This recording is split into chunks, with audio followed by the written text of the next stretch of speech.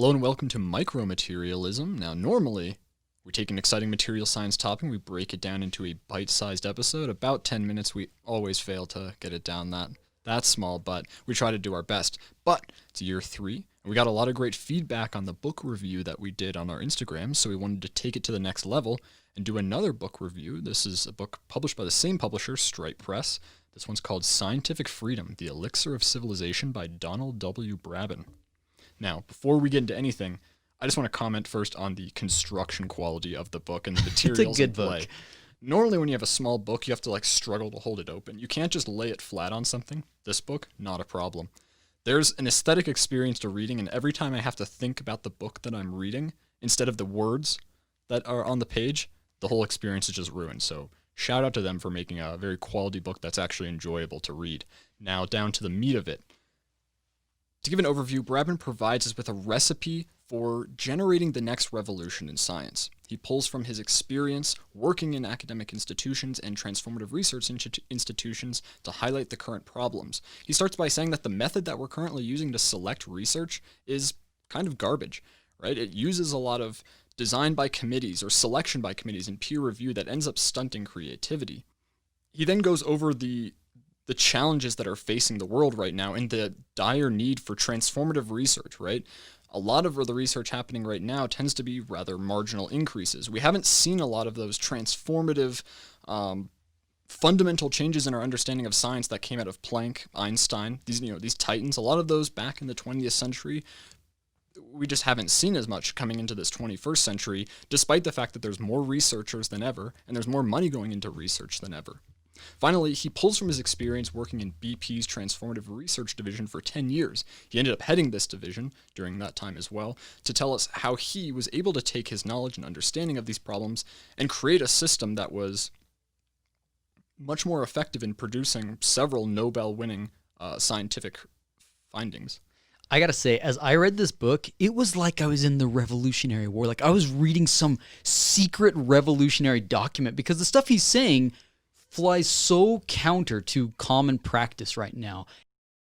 I mean, it strikes a nerve. He's really a revolutionary and firebrand in that he knows where to point out the problems with the current system and proposes absolutely radical ideas. It doesn't mean they're wrong, but they're really out there. So let's dive into some of these things. Let's start with his contention. He says that there have been these revolutions, scientific revolutions, and that we are stagnant right now. Is that really the case? One of the evidences that he puts forward is he takes the Science magazine, and every year they publish their invention or discovery of the year plus the 9 runners-up. So he just lists them all out there, and he's like, look at this list. And he's like, when I look at these, they look a little bit more like a progress report than anything. Like, I'm not seeing the breakthroughs of relativity. A lot of them seem incremental, right? Which is like a dirty word in science, right? You don't want to be incremental. You want to be breakthroughs, right? And if that's the best we've done in the last, 10-ish years, is that a problem? And then he compares that with the olden days approach and what they were doing, not that long ago, and they were massive strides. So what's happened? I mean, one of the big things that he highlights and says needs to go and is peer review. The gold standard of academia, is that paper peer reviewed? Using peer review selection processes to get degrees and other things, especially in graduate school. And he says that, bringing a lot of people in there, now it relies on a lot of their expert opinions to decide whether something's going to be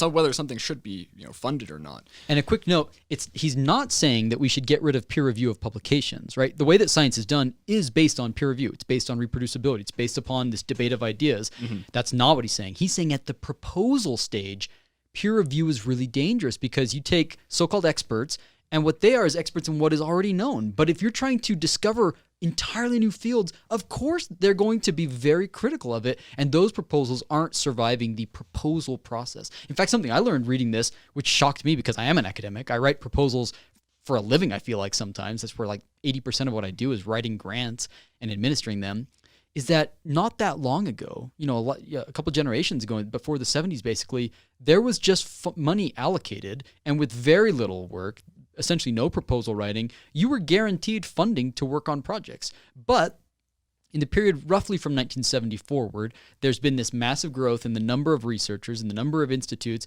and there just wasn't enough money to go around. And so necessarily it became this competition thing where nowadays, I don't know if you listeners know this, but your average proposal has 20% chance of getting funded if you're lucky. Some of them are down in the tens or even less, right? So that means I'm going to spend 3 weeks writing a proposal, right? And then only 1 out of 10 of those is going to get funded. No wonder I'm spending all my time writing what are, honestly, a lot of those are good proposals that get shot down. There's some that still need work, right, that need a second pass through. But all of this stifles creativity and it stifles scientific freedom, right? And this is one of the main tenets of the book that he's getting across.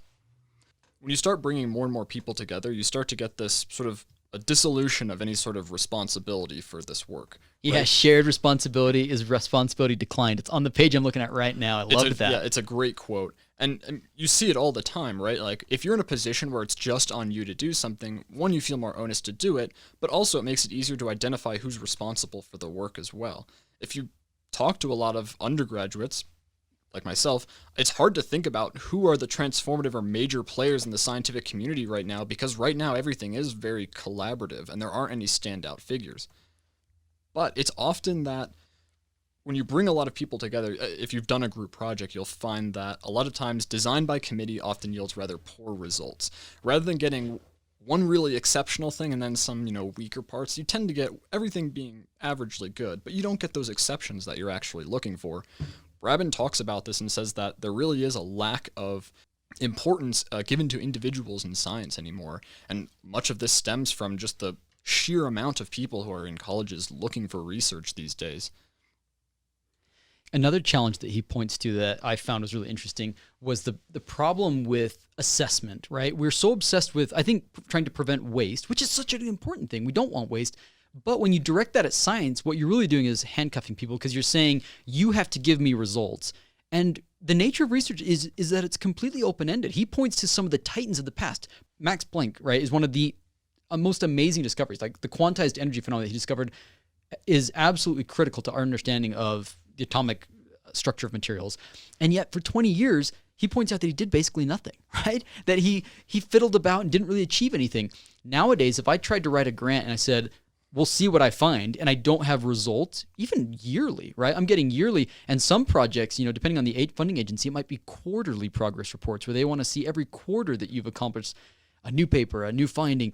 It's so taxing, and you're so much chasing after their short-term goals that you're not spending any of the critical time you need to develop the big picture ideas to really chase fundamental transformational new ideas. So that freedom, lifting the burden of assessment and saying instead, go and do good science. And trusting, because it requires mutual trust, trusting that researchers want to do good science. They don't want to waste funds. They want to study science like we have for the last 500 years.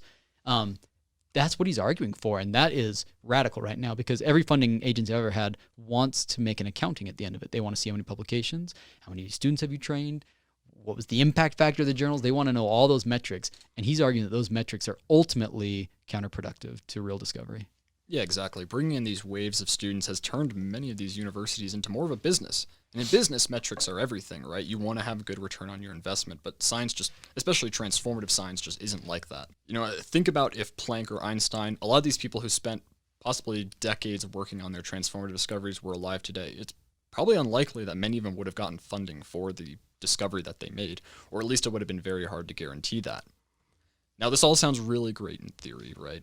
But what makes this book really great is that in one of the last chapters, Braben talks about his time working in BP Oil's Transformative Research Division, which he headed for 10 years.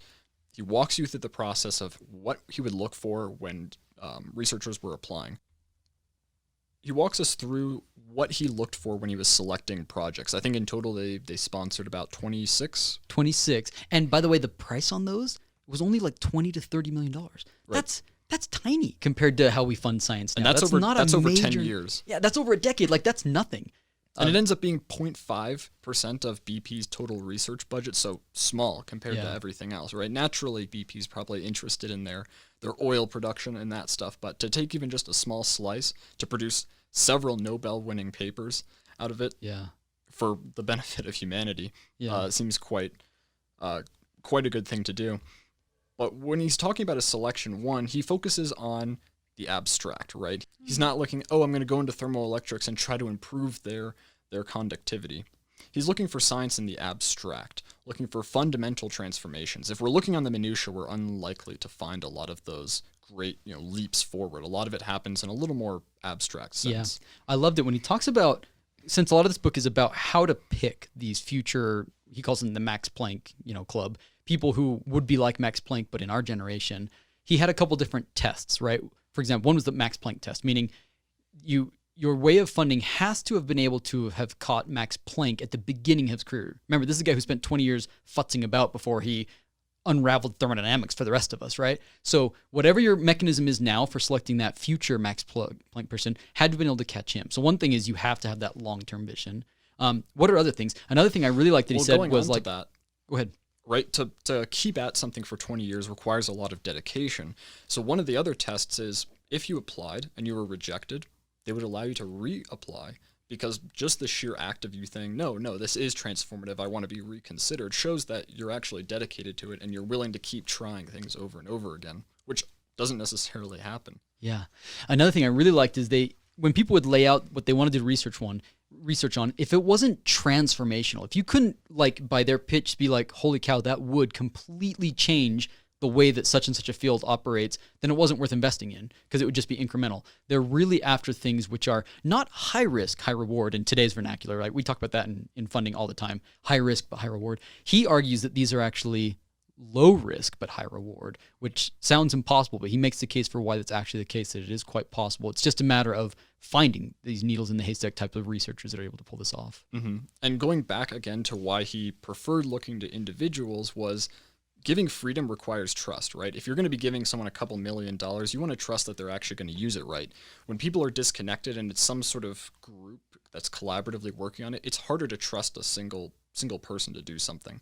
And so he put a lot of emphasis into building trust between his partners. So if they were interviewing someone to come work in this transformative division and receive funding for 3 or 4 years, they would actually go to their lab and talk to some of their graduate students and learn a lot about these people. That was something I really liked. As I was reading this, I was telling my wife about it, because he talks about the need for the administrative staff to help these, Einsteins in the making. And one of the things he says about them is that, extremely individualistic researchers, like these clever people, right here it says, as they are highly individualistic people, one should expect that they will often be awkward, right? And that's true, right? Think of that. Can you name a single scientist right now, right? A famous scientist of right now? Probably not. Maybe you're thinking of like Elon Musk, but those are not necessarily the scientists. Those are celebrities, essentially, at the heads of corporations, right? Think of scientists, right? And yet, back then, there were these famous people, the Linus Paulings, we talk about them on our podcast every week, these amazing people out there. And so these people don't always have the social skills. My wife jokes in that, says some of the synapses in your brain for knowing which pair of shoes to wear with that suit just didn't make it, in lieu of knowing how to solve quantum chemistry, right? And whatever that need may be, they talk about the need for administrators to help these people along with regular interactions, right? Regular updates, but not tied to milestones where you're saying, oh, if you don't hit this thing you promised us, we're going to pull the funding. They trusted them. It was that mutual trust that came in there. Mm-hmm. Okay, I think we're getting a little bit long, but just to wrap it up, maybe you made it this far and you're saying, okay, I'm a material scientist. I'm an undergrad. I'm not applying for grants. Why should I care? Why should I read about this book? And I think that one thing that I notice is that a lot of people in science rarely read or study or think about their scientific field in abstract or go beyond just their specific field. They're like, oh, I'm going to help make metals and that's going to be it. But I think if you want to be a leader in the field or go really beyond just doing that, you have to think about your field. And if you want to positively impact it, you have to think about your field. And if you're interested in science, then I think you also need to be interested in why some science gets funded and why some doesn't. If you have a great idea for doing something, it's probably a good idea to understand how the system works and how you can kind of manipulate it to have a better chance of actually getting your research funded. And I'll say that if you're an academic listening to this, there's every page of this that I've read so far, I have marked up extensively and written in the margins. It has so significantly resonated with me and gotten so many ideas percolating, not about the immediately day-to-day grind of my latest research project, but about big pictures about how academia should work, how I can spend my time to accomplish something meaningful as opposed to incremental. I think you're going to love this book, because I certainly have. All right, we're going to wrap it up. Before we go, just a big thank you to Stripe Press for sending us several of these copies. What we're going to do is on our Instagram page, we're going to put a couple pictures of these books. We want you to go in the comments and say that if you were guaranteed funding, what would you research? We're going to go through and we're going to pick the top 3 interesting ones, and we'll send you a copy of the book free of charge. which is great. Now you can read about it and learn how you can make that idea a reality, or at least help change the industry to help make ideas like that a reality. And if you like this book and you thought that this was kind of interesting, I encourage you to check out some of the other books that they've published. They have another one called The Art of Doing Science and Engineering. We have a review of that on our Instagram page that you can check out. I read through it. It was fantastic. It's by Richard Hamming. But what I really like about their books is that even ones that are about coding have ideas that can extend into your field and your practice, right? I'm reading one about this guy who worked for Uber, and I learned about using systems of engineering management to help with my senior project, right? So there's a lot of books where it might not seem relevant, but you can bring some ideas over. And so that's what I really like about them, so I hope you'll check them out. Absolutely.